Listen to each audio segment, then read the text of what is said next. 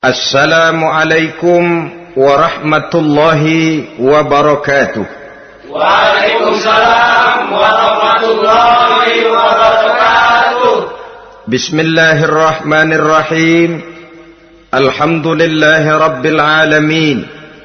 Wassalatu wassalamu ala ashrafil anbiya'i wal mursalin, Sayyidina wa maulana Muhammadin wa ala alihi wa ashabihil mujahidin at-tahirin, amma ba'du. Saudara-saudara kaum muslimin rahimakumullah, agama mengajarkan bahwa di dalam melaksanakan segala macam pekerjaan hendaklah dilaksanakan dengan penuh hati-hati dan perhitungan. Dikatakan dalam pepatah, fit ta'annis salamah wa fil ajalatin nadamah. Di dalam keberhati-hatian itu ada keselamatan, dan di dalam sikap tergesa-gesa, di dalam sikap terburu-buru biasanya mengandung penyesalan. Tetapi ada 5 perkara yang malah memang harus dikerjakan secara buru-buru. Apa yang 5 perkara itu? Pertama, mengubur jenazah. Tidak baik kalau jenazah itu disemayamkan sampai 2-3 hari di rumah. Dan yang lebih baik mengubur jenazah itu adalah di tempat di mana dia meninggal. Contohnya adalah baginda Nabi. Beliau kelahiran Mekah. Beliau wafat di Madinah, maka di Madinah itulah beliau dimakamkan dan bukan di kota Mekah. Karena prinsipnya agama menginginkan kemudahan dan tidak menginginkan kesukaran. Hal kedua yang harus dikerjakan dengan segera ialah mengawinkan anak perempuan.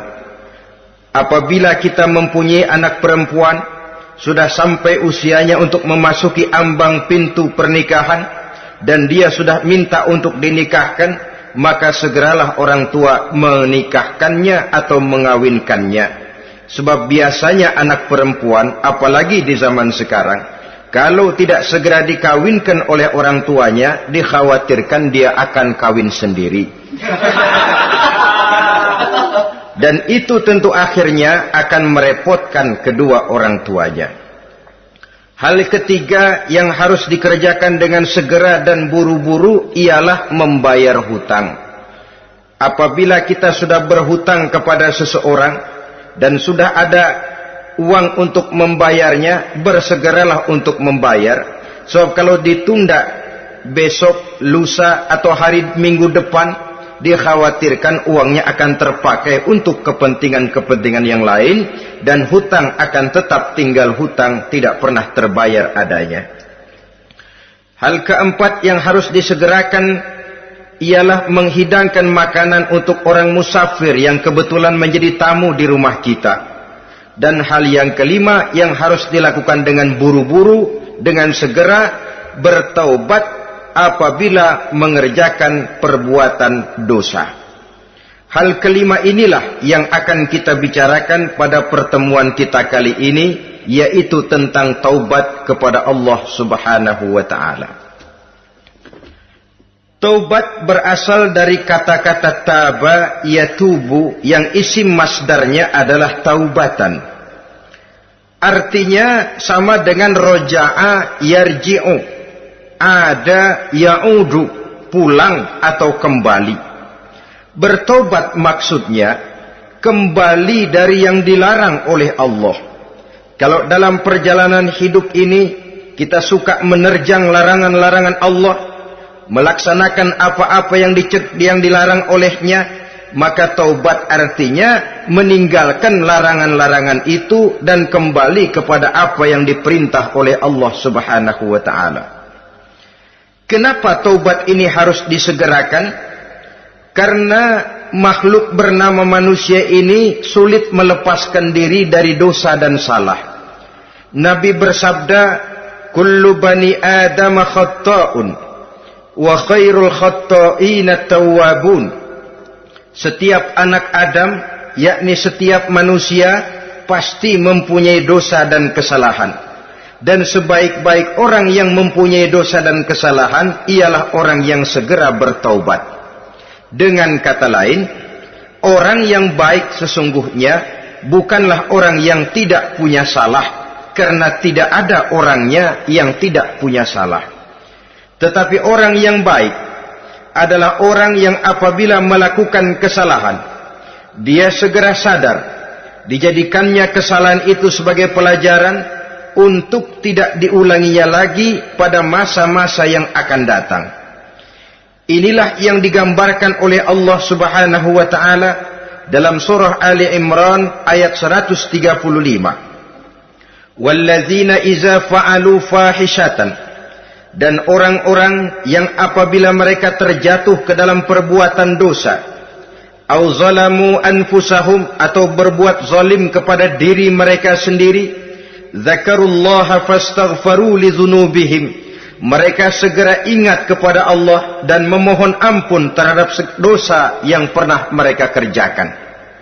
Saudara-saudara kaum muslimin rahimakumullah, sejak awalnya iblis memang sudah memproklamirkan diri di hadapan Allah Subhanahu wa taala.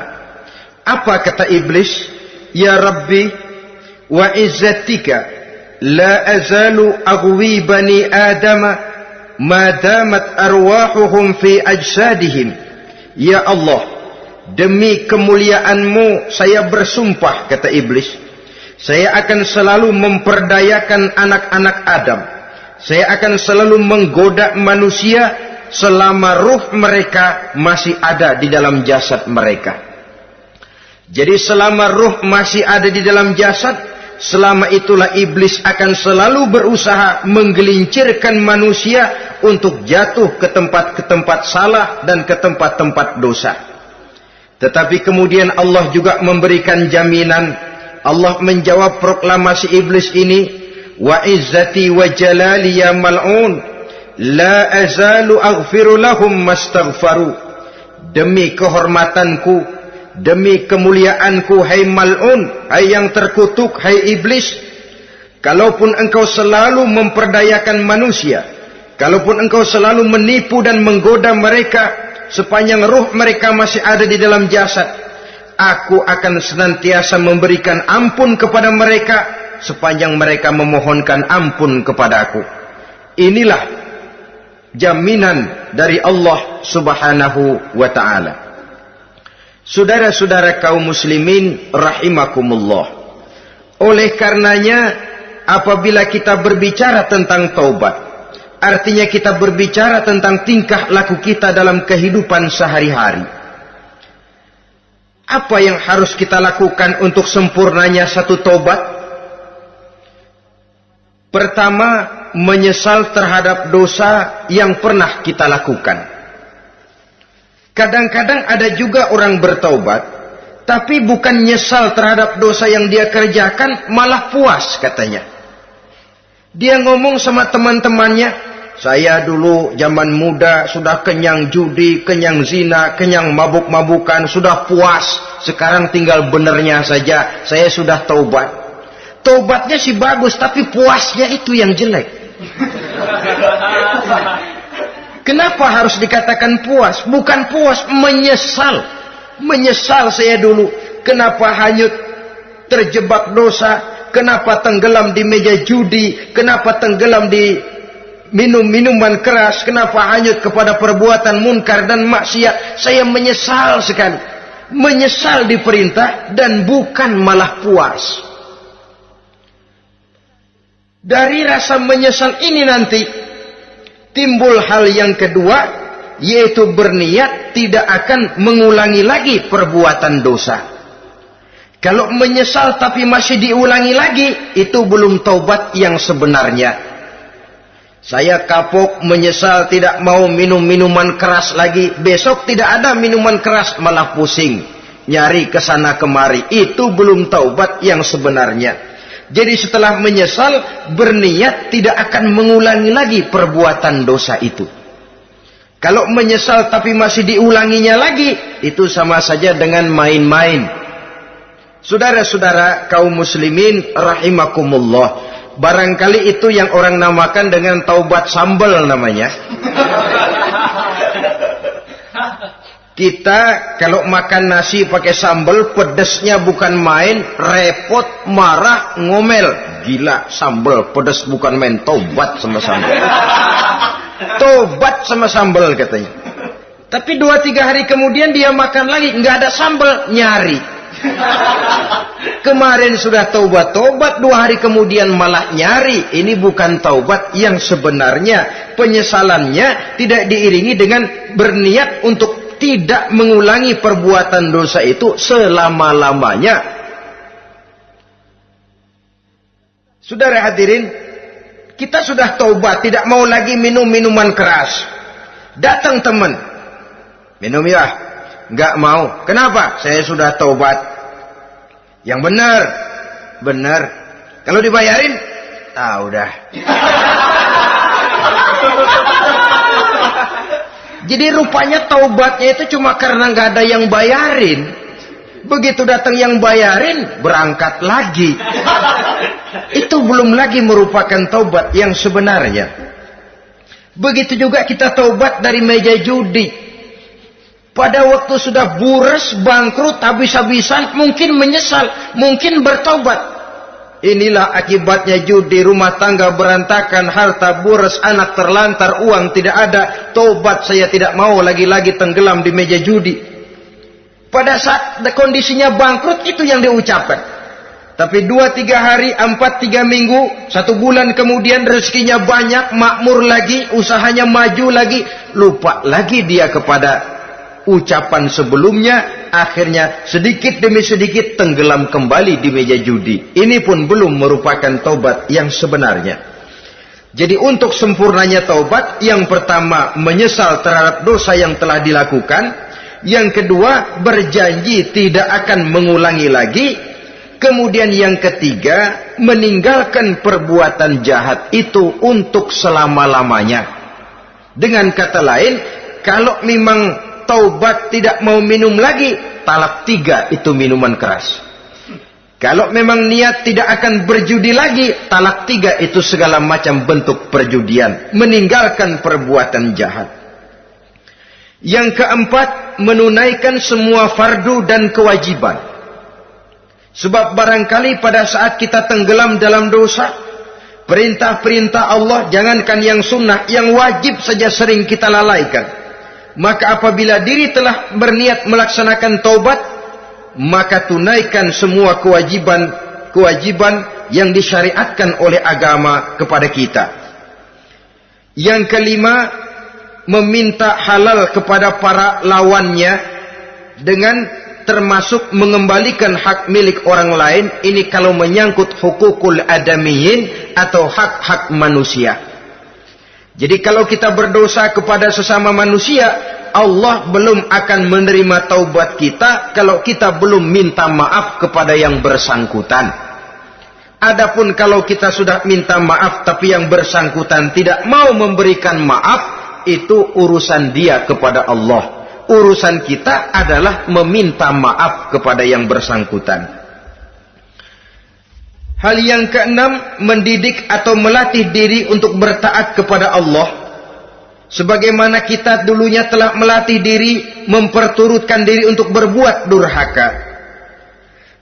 Lalu memperbaiki yang dimakan dan yang diminum. Itu juga merupakan ciri dari orang-orang yang melaksanakan taubat kepada Allah Subhanahu wa ta'ala.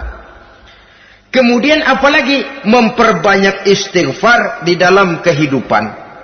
Disabdakan oleh Nabi, inna likulli da'in dawa'un wa dawa'u zunubi al-istighfar.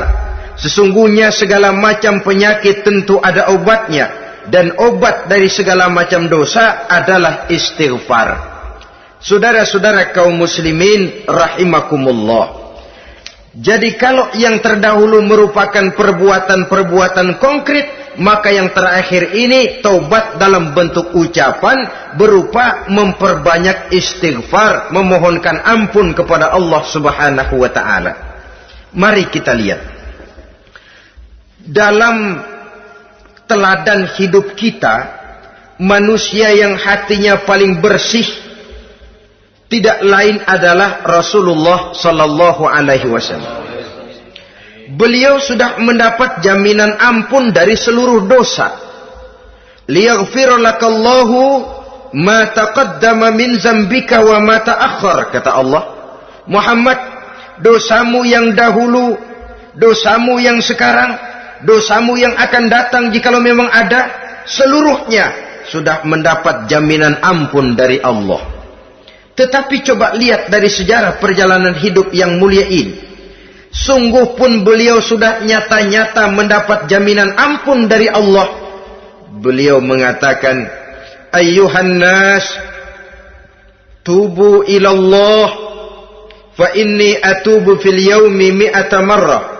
Wahai manusia, bertaubatlah kepada Allah. Maka sesungguhnya saya, kata beliau, dalam satu hari bertaubat 100 kali kepada Allah. Dalam riwayat yang lain, sab'ina marrah, 70 kali beliau mengucapkan istighfar minimalnya dalam sehari semalam. Orang yang sudah nyata-nyata mendapat jaminan ampun dari Allah ini, satu hari satu malam istighfarnya minimal 70 kali. Apatah lagi kita yang nyata-nyata belum mendapat jaminan ampun dari Allah.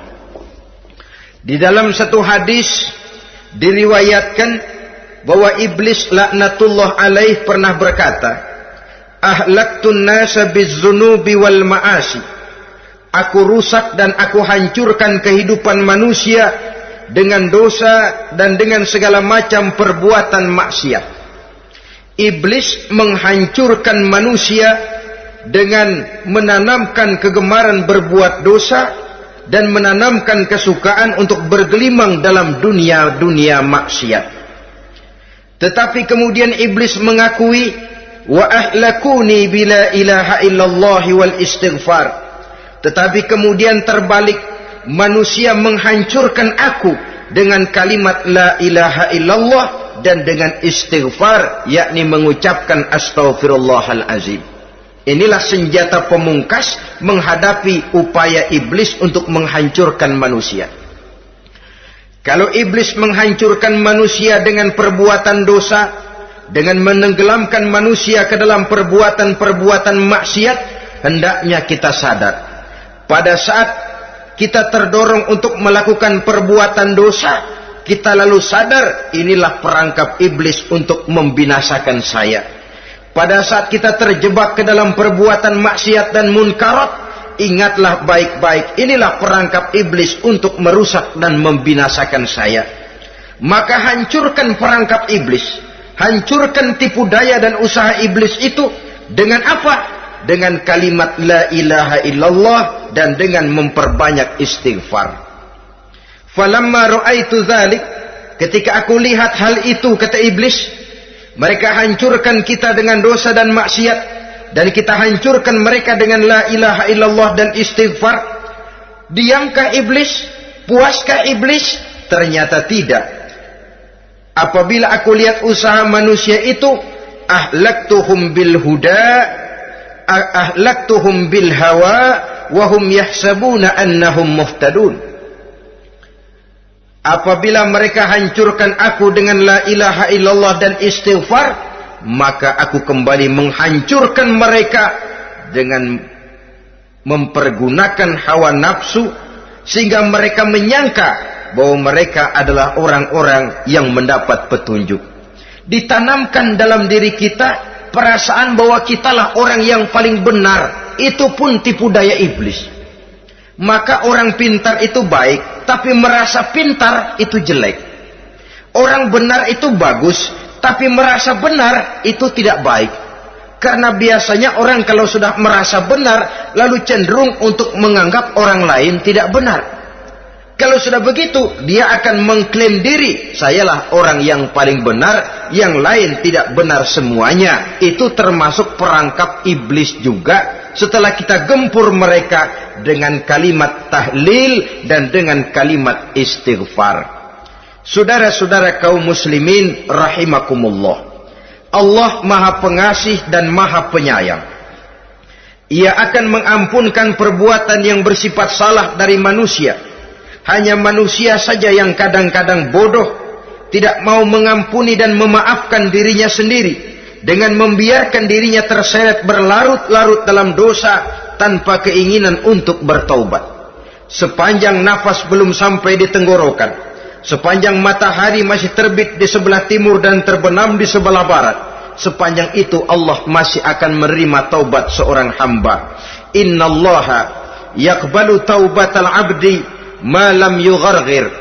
Allah akan senantiasa menerima taubat seorang hamba sebelum nafasnya sampai di tenggorokan. Apabila nafas sudah sampai di tenggorokan, maka taubat sudah terlambat adanya. Lalu yang konkret di dalam kehidupan ini, apa ciri-ciri dari orang yang melaksanakan taubat itu?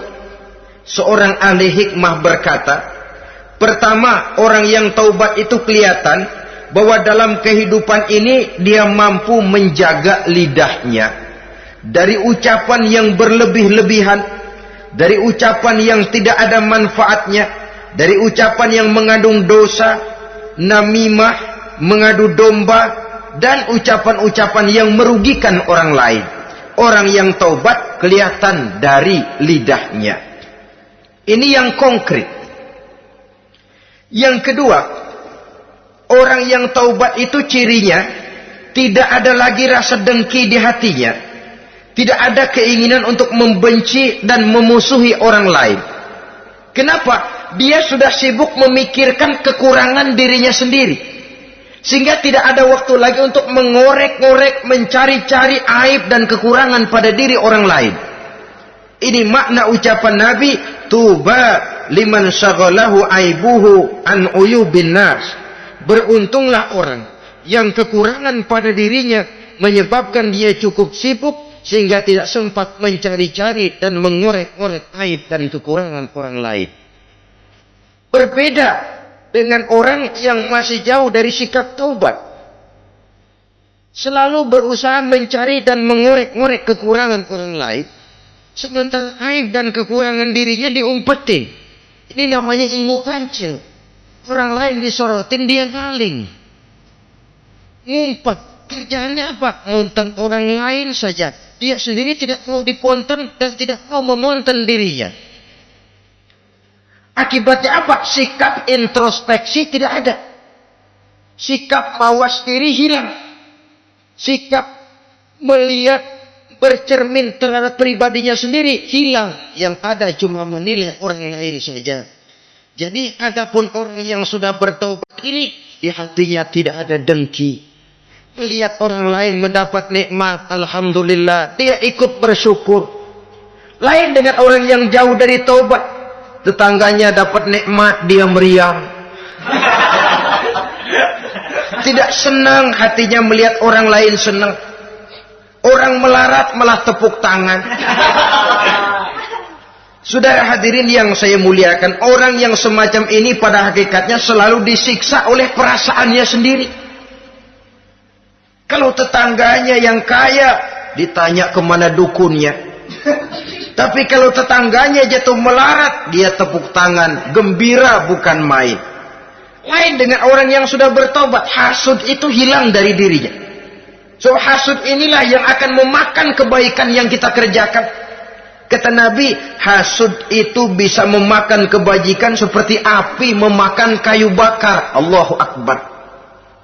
Puasa kita, zakat kita, sholat kita, habis keropos dimakan oleh sifat hasud. Tidak terasa, tapi begitu kita punya sifat dengki kepada orang lain, maka sholat kita dimakan oleh dengki tadi, puasa kita dimakan oleh dengki tadi, segala macam kebaikan yang kita kerjakan dimakan oleh si dengki tadi, seperti api memakan kayu bakar, cepat sekali. Itulah sebabnya bagaimanapun banyak kebaikan yang sudah kita kerjakan, jangan bangga dan jangan lalai. Sebaliknya, bagaimanapun besar dosa dan kesalahan yang pernah kita lakukan, jangan putus asa dari rahmatnya Allah Subhanahu wa ta'ala. Jadi yang kedua, ciri orang yang bertaubat, di hatinya tidak ada dengki dan tidak ada rasa ingin memusuhi orang lain. Dia berhadapan dengan setiap orang dengan modal husnuzon, baik sangka kepada Allah. Tidak a priori. Kadang-kadang ada orang ketemu saja baru tapi sudah punya rasa jelek. Diperturutkannya suuzonnya. Yang ketiga, ciri orang bertaubat itu menjauhkan diri dari pergaul dengan orang-orang jahat. Sebab kita tahu bahwa pergaulan sangat besar pengaruhnya dalam ikut membentuk kepribadian manusia. Asyariku wa fi syarri syarrun. Bersekutu dengan kejahatan biasanya ikut jadi jahat. Walaupun secara langsung tidak melakukan kejahatan, tapi sudah termasuk dalam jamaah yang jahat juga namanya. Saudara-saudara kaum muslimin, bukan berarti orang yang taubat lalu tidak mau bergaul itu juga mencerminkan keangkuhan diri. Bergaul dia bergaul, tetapi kepada orang-orang yang jahat ia sekedar menghindarkan diri pergaulannya itu dari kejahatan yang bisa ditimbulkan oleh orang-orang jahat tadi.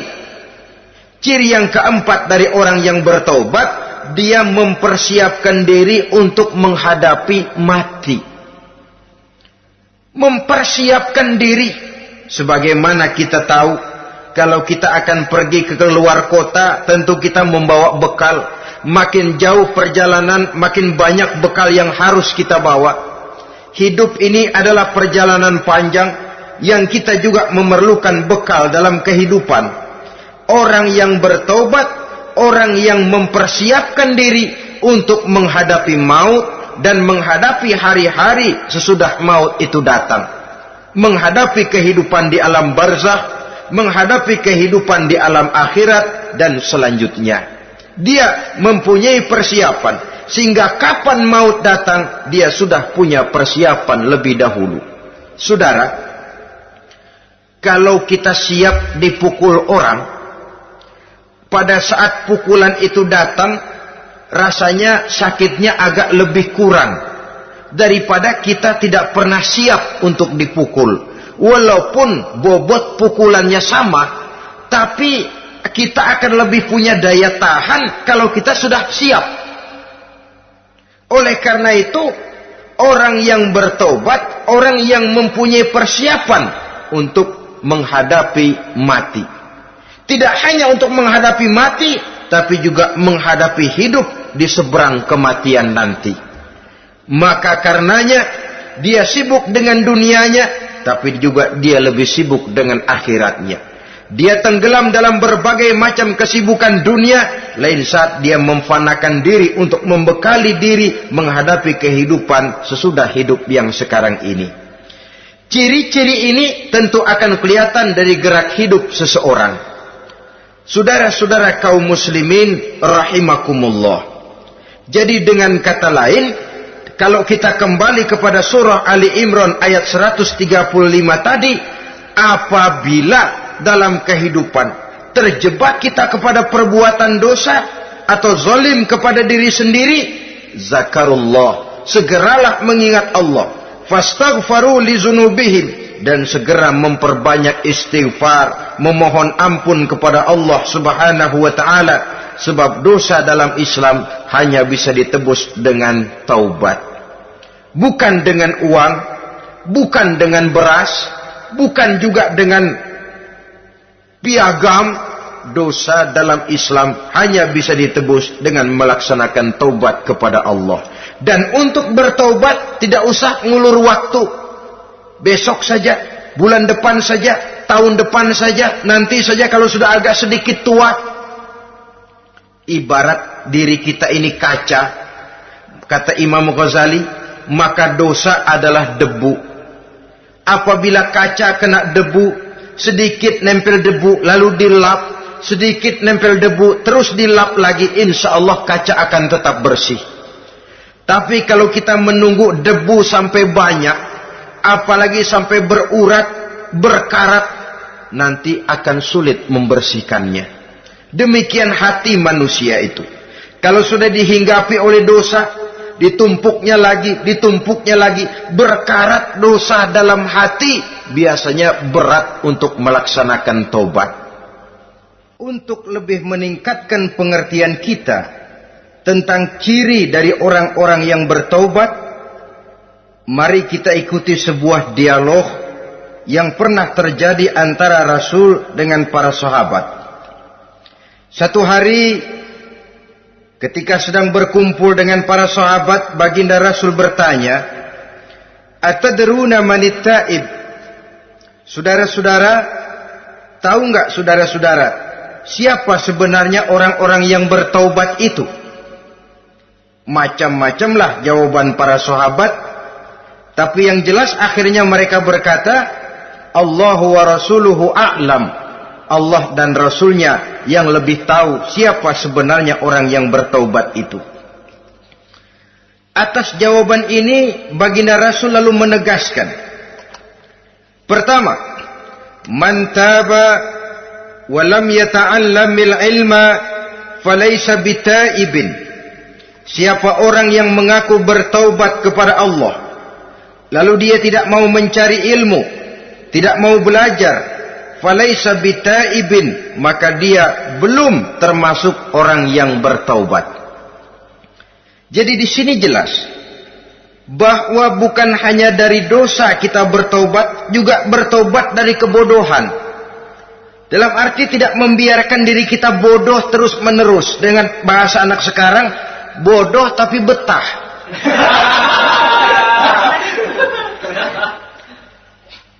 Orang yang mengaku bertaubat tapi tidak menggali ilmu, tidak mau belajar, tidak mau mencari ilmu, tidak hadir di mana majelis taklim, belum dianggap taubat yang sebenarnya.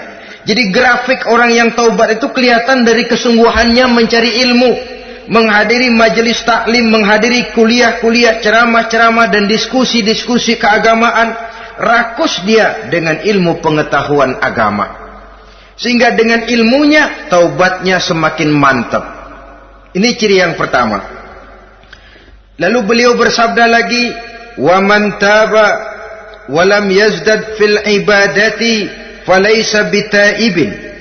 Barang siapa yang mengaku bertaubat tapi ibadahnya tidak tambah-tambah, maka dia belum termasuk orang yang taubat. Orang yang bertaubat ada grafik peningkatan ibadahnya. Jadi kalau mulutnya taubat, minta ampun, tapi ibadahnya gitu-gitu aja, belum merupakan taubat yang sebenarnya. Jadi pada saat dia melaksanakan taubat, memproklamirkan diri untuk kembali ke jalan Allah, nilai ibadahnya meningkat.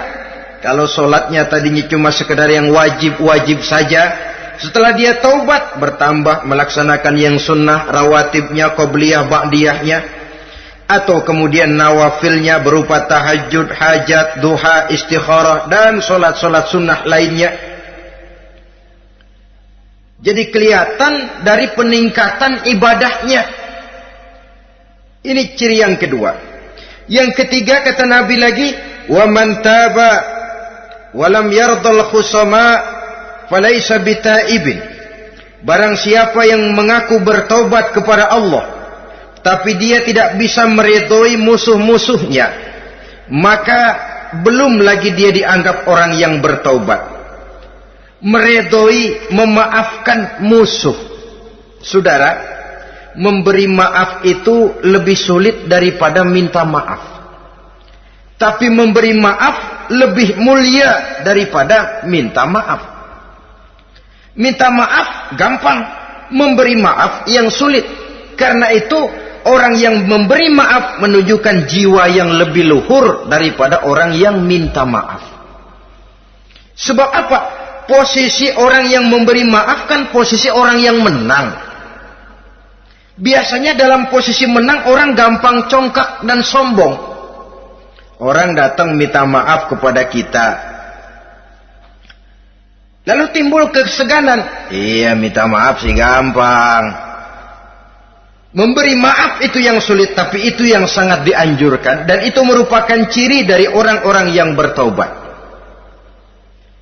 Lalu apalagi? Wa man taba wa lam yughayyir libasahu wa zinatahu falaysa bitaibin. Barang siapa yang mengaku bertaubat tetapi pakaian dan perhiasannya tidak berubah, maka dia belum lagi dianggap bertaubat.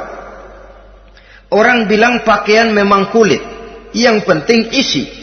Tetapi bagaimanapun kulit mencerminkan isi. Dari pakaian kita bisa mengkaji kepribadian seseorang. Saya berpendapat bahwa pakaian penting, kulit juga penting. Kulit penting, isi penting. Kulit tanpa isi tidak ada artinya.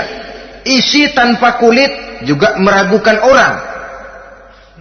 Wah, yang penting kan isinya, kulitnya gimana saja. Saya mau tanya, saudara dapat duren di jalanan, isi aja nggak ada kulitnya. Kira-kira dimakan nggak duren itu? Paling kurang akan menimbulkan keraguan. Jangan-jangan sudah dicampur racun ini. Jadi dengan demikian orang yang bertaubat ini kelihatan dari cara berpakaian, cara berhias diri, tidak over. Dia kembali kepada fungsi berpakaian. Dalam Islam kan sesungguhnya fungsi pakaian itu yang paling utama. Pertama, nutup aurat. Itu ukurannya. Yang kedua, pantas. Yang ketiga, baru soal mode. Di zaman kita sekarang terbalik. Mode nomor 1, pantas belakangan, nutup aurat apa tidak nomor 16.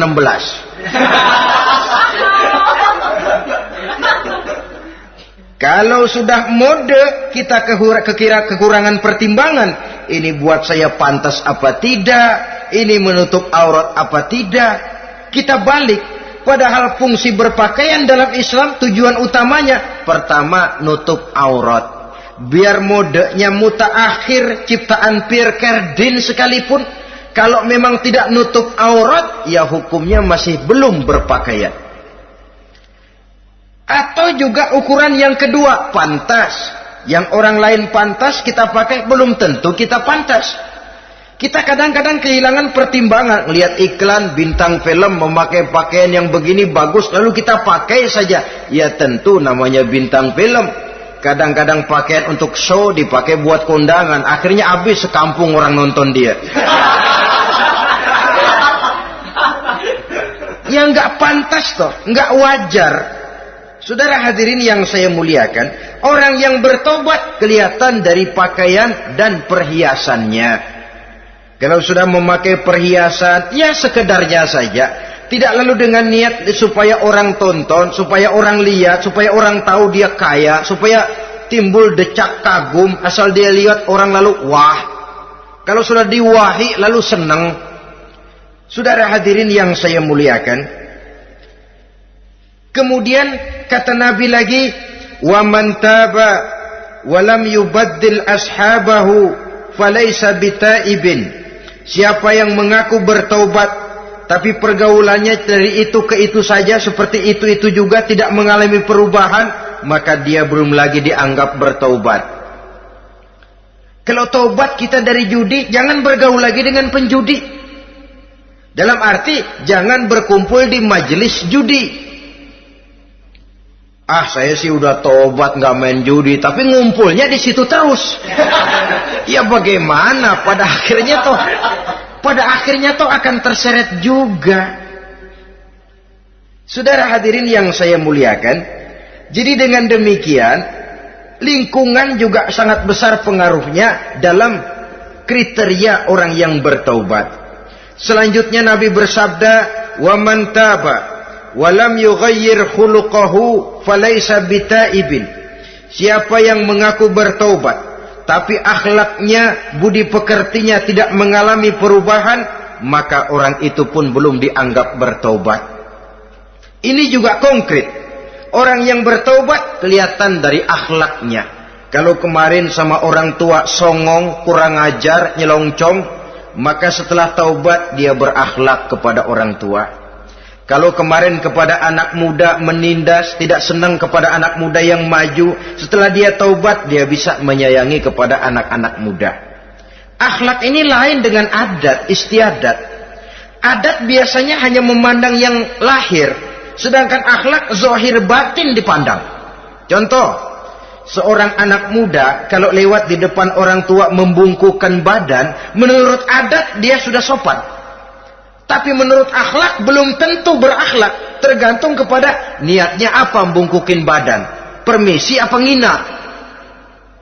Kan mungkin saja orang membungkukan badan lewat di depan aki-aki karena menghina sebab aki-aki itu badannya udah bungkuk. Jadi gerakan zohir yang baik yang diiringi dengan niat yang baik itulah cerminan daripada akhlak. Kalau adat terlepas dari soal niat. Asal zohirnya sudah oke, menurut adat, oke dia beradat.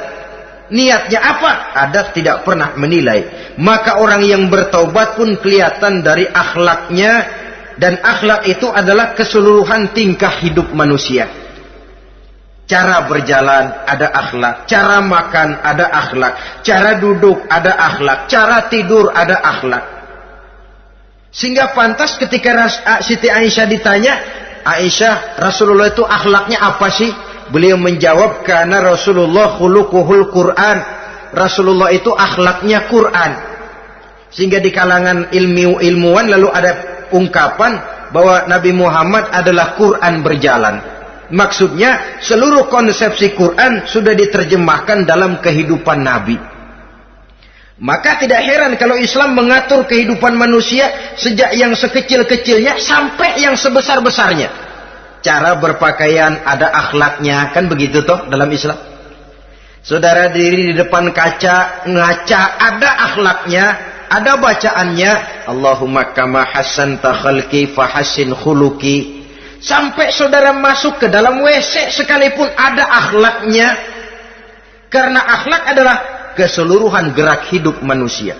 Orang yang bertobat kelihatan dari perubahan akhlaknya. Kemudian beliau bersabda, "Wa man taba wa lam yatwi firashahu wa bisatahu falaysa bitaibin." Siapa orang yang mengaku bertaubat tetapi dia tidak menggulung tempat tidur dan spraynya, maka dia belum dianggap bertaubat. Ini bahasa kinayah. Menggulung spray, melipat tempat tidur artinya lebih banyak ibadahnya daripada tidurnya.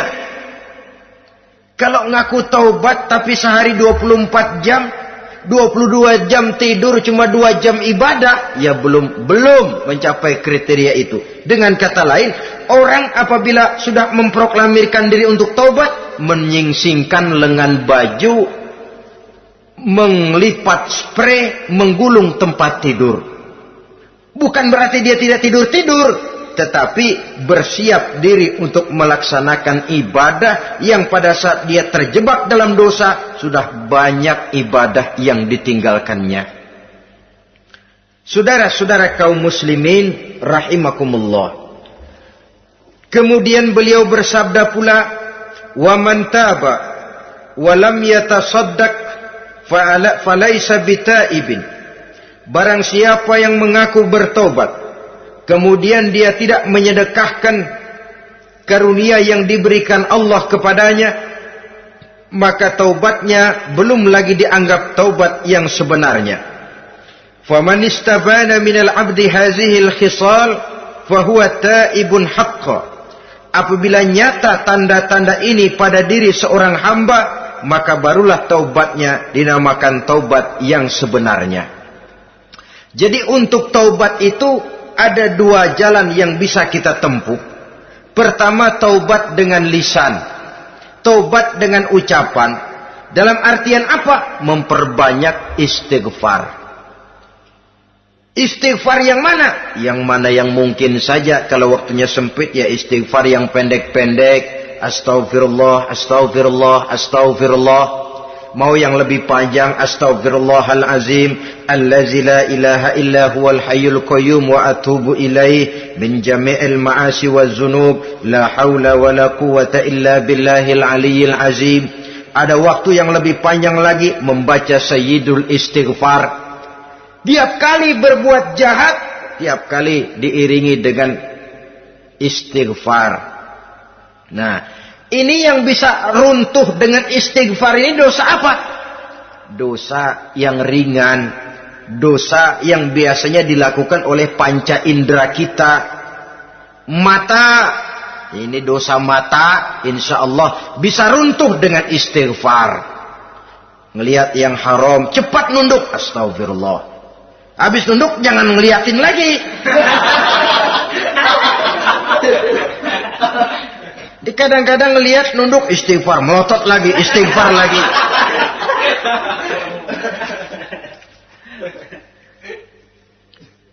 Saudara hadirin yang saya muliakan, kata Imam Ali, nazratul ula laka wasaniyatu alaika. Ini dalam menjaga mata.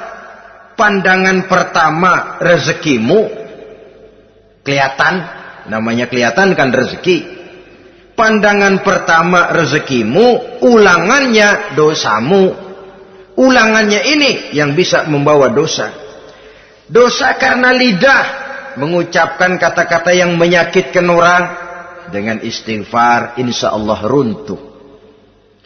Adapun dosa-dosa besar lainnya, tentu harus dengan perbuatan. Tidak cukup dengan sekedar istighfar saja. Perbuatannya apa? Itulah seperti yang sudah saya sampaikan pada ciri-ciri orang yang bertaubat tadi. Oleh karenanya, beruntunglah kita masih diberikan umur oleh Allah. Sehingga segala dosa dan kesalahan yang kita lakukan, kita masih punya kesempatan untuk mengadakan pemutihan, bertaubat kepada Allah. Nah, apa kemudahan yang diberikan Allah kepada orang yang melazimkan istighfar di dalam hidupnya? Pertama, kata Nabi, man lazimal istighfar, siapa orang yang melazimkan, membiasakan diri istighfar, diberikan keistimewaan oleh Allah. Pertama, ja'alallahu lahu min kulli dhiqin makhraja. Allah akan memberikan jalan keluar untuknya dari segala macam kesulitan. Hidup ini kan problem. Makin tinggi status sosial, makin banyak urusan. Urusan akan selesai apabila hidup di dunia selesai. Kita menyangka orang lain lebih enak dari kita, padahal tiap orang punya urusan. Yang namanya enak barangkali persis seperti pelangi biang lala itu. Tidak pernah di atas kepala kita, di atas kepala orang lain saja. Begitu kita memandang keenakan dalam hidup ini. Petani bilang pedagang enak, pedagang bilang petani enak. Tapi begitulah keenakan itu. Orang yang melazimkan istighfar, dia akan diberikan jalan keluar dari segala macam kesulitan. Menurut perhitungan otak, deadlock, buntu, tidak sanggup lagi, entah bisa terwujud dan terlaksana. Allah memberikan jalan keluar dari segala kesulitan. Saudara, kalau Allah sudah memberikan jalan keluar dari kesulitan, siapa lagi yang bisa bikin sulit kita? Kalau Allah yang memberikan jalan keluar, everything is running well katanya. Semua urusan bisa jalan dengan lancar. Tapi tanpa istighfar, jauh kita dari Allah. Jalan yang sudah lapang pun bisa jadi sempit. Urusan yang sudah nyata akan selesai pun bisa jadi injelimet. Dan jalan yang tadinya tidak berliku-liku pun bisa berliku-liku. Ini faktor yang di luar perhitungan matematis. Kita tidak mampu, Allah maha mampu. Menurut akal kita tidak mungkin. Kalau Allah mau, tidak ada yang tidak mungkin. Saudara-saudara, ini fasilitas pertama. Orang yang gemar istighfar diberikan jalan keluar dari segala macam kesulitan. Yang kedua, wa min kulli hammin faraja, diberikan kegembiraan dari setiap kesusahan yang dihadapinya. Ada saja faktor-faktor yang mendatangkan kegembiraan, yang mendatangkan refreshing di dalam kehidupannya, sehingga dia tidak lalu merasa jalannya buntu, tidak merasa kesulitannya tidak pernah terselesaikan. Dan yang ketiga, fasilitas yang diberikan Allah kepada orang yang gemar istighfar, wa razaqahu min haitsu la yahtasib. Allah akan memberikan kepada mereka rizki dari jalan yang tidak pernah mereka sangka-sangka. dari jalan yang tidak pernah mereka perkirakan sebelumnya. Saudara-saudara kaum muslimin rahimakumullah. Inilah fasilitas ketiga yang diberikan Allah kepada orang yang gemar istighfar.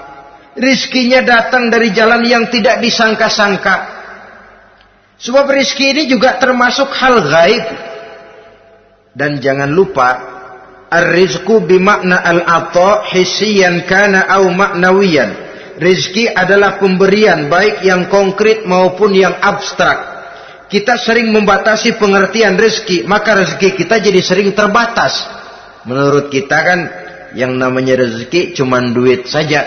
Kalau bukan duit bukan rezeki. Padahal semua karunia Allah itu rezeki. Umur rezeki, istri rezeki, anak rezeki, pangkat dan jabatan rezeki, termasuk duit juga rezeki. Tapi dalam kebiasaan kita rezeki cuma duit. Begitu duit seret, kita anggap rezeki macet. Maka akhirnya kita tidak bersyukur kepada Allah. Padahal mungkin di sektor duit macet, tapi rezeki dari segi lain, ilmu barangkali tambah, wibawa naik, pangkat naik, anak tambah, itu juga merupakan rezeki. Saudara-saudara kaum muslimin rahimakumullah. Orang yang gemar istighfar ini diberikan rezeki dari jalan yang tidak disangka-sangkanya. Dibukakan perbendaharaan Allah untuknya. Sehingga rezekinya datang dari cara yang tidak disangka-sangka. Allah Maha Kaya. Kalau dia mau, la mani'a lima a'taita wa la mu'tiya lima mana'ta. Tidak satu kekuatan pun yang mampu mencegah apa yang hendak diberikan Allah. Dan tidak satu kekuatan pun yang sanggup memberikan apa yang dicegah oleh Allah Subhanahu wa ta'ala. Ini keistimewaan yang diberikan Allah kepada mereka yang gemar beristighfar di dalam kehidupan ini. Jangan lagi berpikir, gua sih nggak punya dosa, istighfar amat. Sombong, saudara-saudara. Manusia itu lebih baik merasa banyak dosa daripada merasa tidak punya dosa. Tanda orang bahagia, kata Nabi 4. Pertama, orang yang selalu ingat kepada kesalahan yang pernah dia lakukan. Itu orang bahagia. Selalu ingat kepada kesalahan yang pernah dilakukannya. Sehingga pada saat akan melakukan kesalahan yang baru, dia mikir-mikir. Dosa gue yang kemarin udah 3 keranjang, nih nambah lagi. Ingatannya terhadap kesalahan yang lalu akan merupakan langkah preventif yang mencegah dirinya untuk tidak menambah kesalahannya. Orang bahagia, orang yang selalu ingat kesalahan yang pernah dia lakukan, terbayang di pelupuk mata, bukan ngumpet-ngumpetin dosa, sebab apa yang mau kita umpetin di hadapan Allah. Yang kedua, tanda orang bahagia itu orang yang selalu melupakan kebaikannya. Kalau dia berbuat baik, dia lupakan. Dia anggap dirinya belum pernah berbuat baik. Sehingga di mana ada kebaikan, dia tidak bisa ikut. Dia merasa sangat rugi. Sebab dia anggap dirinya belum pernah berbuat baik. Yang ketiga, tanda orang bahagia. Dalam urusan dunia, dia lihat ke bawah. Sehingga timbul rasa syukurnya. Bahwa kalau dia sengsara masih banyak yang lebih sengsara dari dia. Bahwa kalau dia miskin masih jauh lebih banyak yang miskin dari dia. Bahwa kalau dia menemui kesulitan masih banyak yang jauh lebih sulit dari dia. Dengan cara itu jiwanya akan lapang, hidupnya akan tenang, dan dia tidak pernah ingkar kepada nikmat yang diberikan Allah. Sebaliknya yang keempat, tanda orang bahagia itu dalam urusan akhirat dia lihat ke atas. Dunia, lihat yang bawah. Akhirat, lihat yang atas. Kalau dia bisa sholat, kenapa saya tidak? Kalau dia sanggup puasa, kenapa saya tidak? Kalau dia bisa baca Quran, kenapa saya tidak? Timbul panas, nyontoh ibadah mendatangkan kebahagiaan. Rakus ibadah malah dianjurkan. Rakus dunia malah tercela. Nah, lawanannya orang celaka, saudara-saudara. Orang celaka juga tandanya 4 lawanan yang tadi itu. Pertama, orang yang selalu melupakan kesalahannya. Kalau berbuat dosa lupa, sok bersih. Alah, dosa gue mah dikit. Saudara hadirin yang saya muliakan, orang yang selalu melupakan kesalahan, menganggap dirinya bersih, akhirnya kalau ingin berbuat dosa nggak dimikir-mikir, tidak ada lagi yang ditimbang-timbang. Selanjutnya, yang kedua, orang celaka itu orang yang selalu mengingat kebaikannya. Akhirnya apa? Timbul sifat nepuk dada, membanggakan jasa, lahirlah pahlawan-pahlawan kesiangan. Selalu membanggakan diri, nepuk dada. Kalau enggak saya, kalau enggak saya. Itu masjid, kalau enggak saya. Itu pesantren, kalau enggak saya. Itu umat, kalau enggak saya. Kalau enggak saya. Memangnya kalau enggak sampean kenapa? Orang yang celaka adalah orang yang selalu menghitung-hitung kebaikan yang pernah dikerjakannya. Keikhlasannya kurang. Makin dia hitung, makin kurang nilai pahalanya. Makanya kalau berbuat baik, ya anggap saja buang sampah, gak usah ditengok-tengok, gak usah diingat-ingat, dan gak usah mengharap orang yang kita tempat berbuat baik akan membalas kebaikan. Saudara hadirin yang saya muliakan, yang ketiga tanda orang celaka dalam urusan dunia, ngelihatnya ke atas, panasnya timbul. Syirik dan dengkinya naik, rakusnya jadi.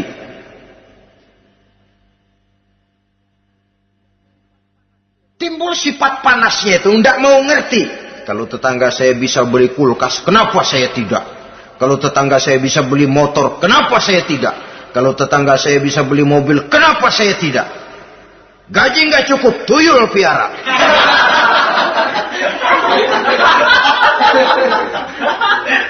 Orang itu kalau sudah didorong oleh rakus kan bisa jadi menghalalkan segala macam cara untuk mencapai tujuan. Dibakar oleh sifat tamak dan rakus bin serakah. Nah, kalau sudah didorong oleh rasa rakus, yang segera tersingkir pertama rasa malu. Orang kalau sudah rakus nggak ada malunya, rasa malunya hilang. Padahal syarat jadi orang itu kan kalau punya rasa malu. Nggak punya rasa malu, kurang syarat jadi orang. Akan bagaimana jadinya masyarakat, bahkan bangsa dan negara, kalau rakyatnya sudah tidak punya rasa malu. Yang kedua rasa takut hilang, terutama takut kepada Allah. Sirna sama sekali. Sudah tujuan menghalalkan cara. Yang keempat tanda orang celaka, dalam urusan akhirat lihatnya malah ke bawah. Kenapa kamu enggak sholat? Itu bapak anu yang tuaan, enggak, saya enggak lagi. Kenapa ngelihatnya mesti kepada yang begitu? Sehingga lalu tidak ada gairah untuk mencontoh. Saudara-saudara kaum muslimin rahimakumullah, walaupun serba singkat oleh karena terbatasnya ruang pembicaraan ini, mudah-mudahan bisa memberikan gambaran sepintas tentang ciri-ciri orang yang bertaubat. Dengan harapan, marilah kita menjadi orang yang bertaubat sebenarnya, dengan ciri menyesal terhadap dosa yang pernah kita lakukan, meninggalkan perbuatan jahat, dan berjanji tidak akan mengulangi lagi perbuatan jahat itu. Kalau dia menyangkut hak-hak manusia, maka hak itu harus kita kembalikan, dan kepada yang bersangkutan kita harus meminta maaf. Apabila ditambah dengan kegiatan lisan, memperbanyak istighfar dalam kesempatan yang mungkin di sepanjang perjalanan hidup ini. Ini sajalah yang kita bicarakan pada pertemuan kali ini. Terima kasih atas segala perhatian. Mohon maaf atas segala kekurangan. Usikum wa nafsi bitaqwallah. Wassalamualaikum warahmatullahi wabarakatuh. Waalaikumsalam warahmatullahi